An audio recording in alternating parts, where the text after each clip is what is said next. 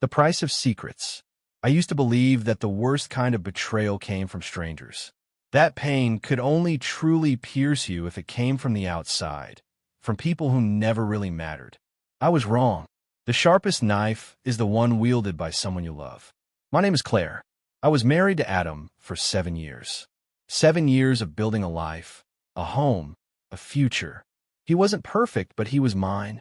We met in college. He was the charming, confident guy who made everyone laugh, and I was the quiet one who never quite believed someone like him could fall for someone like me.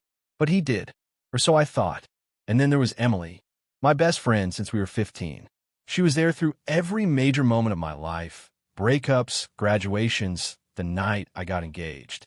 She was the maid of honor at our wedding. She held my dress while I threw up from nerves. She cried when I walked down the aisle.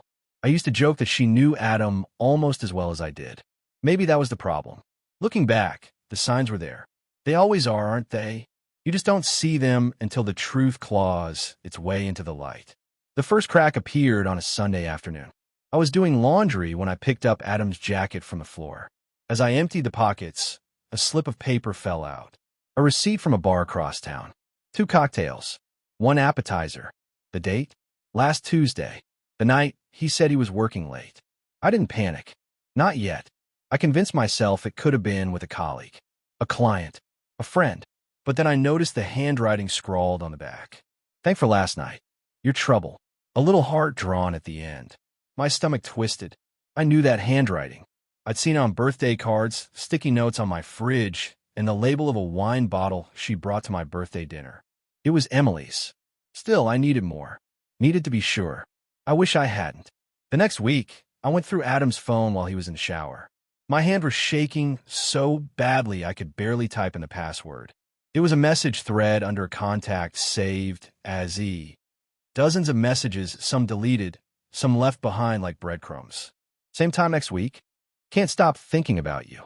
Claire's so clueless, it's almost funny. And the worst one, if she ever finds out, we'll tell her it was just one time.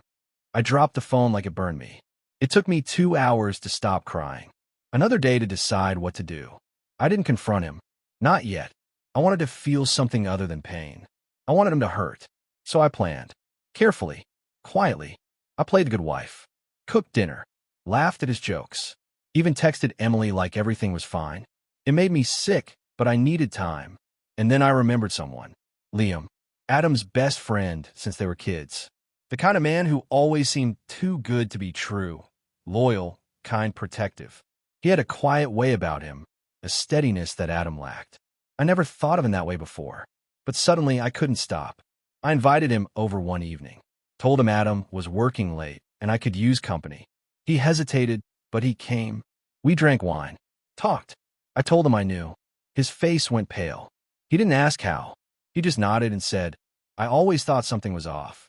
And then I did something reckless. Something I still don't regret. I kissed him. He pulled away at first. Said it was wrong. Said I was hurting. But when I told him what they said about me, how they laughed behind my back, how they used me like a shield to hide their affair, something shifted in him. We didn't just sleep together. We shattered something that night. And it felt like justice. The next morning, I didn't sneak around. I wanted Adam to know. So I left my wedding ring on the kitchen counter, beside the wine glasses and a single note. You weren't the only one who needed comfort. Liam says hi. He came home late. I didn't stay to see his reaction, but he called. Again and again. Left voicemails that went from confusion to rage to begging. I didn't answer.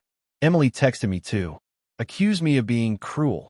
Said I'd gone too far. Too far? No. They went too far the moment they decided their desire mattered more than my trust. After a few weeks, I served Adam divorce papers. Liam signed a witness statement. Emily tried to apologize once. Cornered me at a mutual friend's party. Said she missed me. That it just happened. That she couldn't help it.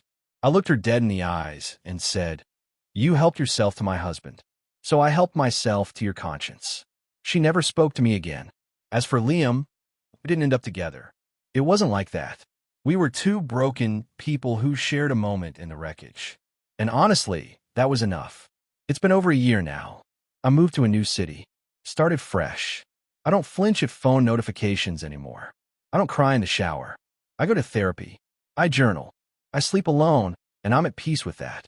Sometimes I think about that night, about the way pain can morph into power, about the thin line between revenge and closure. I'm not proud of everything I did, but I'm not sorry either, because sometimes the only way to end a cycle of betrayal is to break it so loudly that it echoes in their lives forever. And I know they still hear it.